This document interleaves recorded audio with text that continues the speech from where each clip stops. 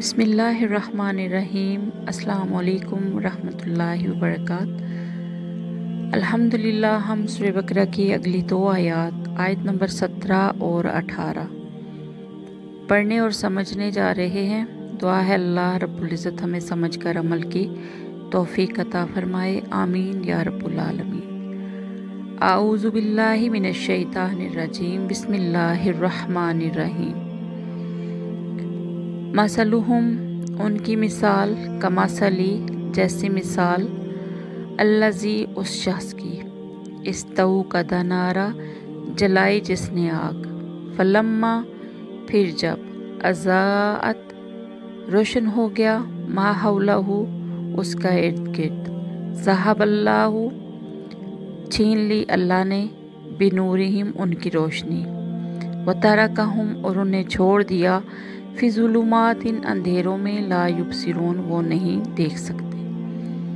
मसलुहुम कमसलिल्लज़िस्तऊ कदा नारा फलम्मा अज़ाअत मा हौलहु ज़हबल्लाहु बिनूरिहिम व तरकहुम फी ज़ुलुमातिन ला युबसिरून।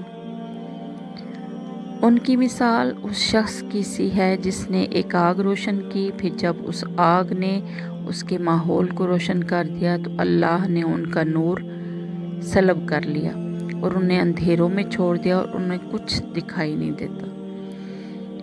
यहाँ से उन मुनाफिकीन की मिसाल दी जा रही है जो इस्लाम के वाज़े दलाइल सामने आने के बावजूद नफाक की गुमराही में फंसे रहे। इस्लाम के वाज़े दलाइल को आग की रोशनी से तशबीह दी गई है कि जिस तरह इस रोशनी से माहौल की चीज़ें साफ नज़र आने लगती हैं, इसी तरह इस्लाम के वाज़े दलाइल से हकीकत उन पर वाज़े हो गई, लेकिन फिर उनकी ज़िद की वजह से अल्लाह ने ये रोशनी उनसे सलब कर ली और वो देखने की कुव्वत से महरूम हो गए। सुम्मुन बुकमुन उमयुन फहुम ला यरजिऊन। सुम्मुन बहरे हैं, बुकमुन गूंगे हैं, उमयुन अंधे हैं, फहुम ला यरजिऊन बस नहीं वो लौटेंगे।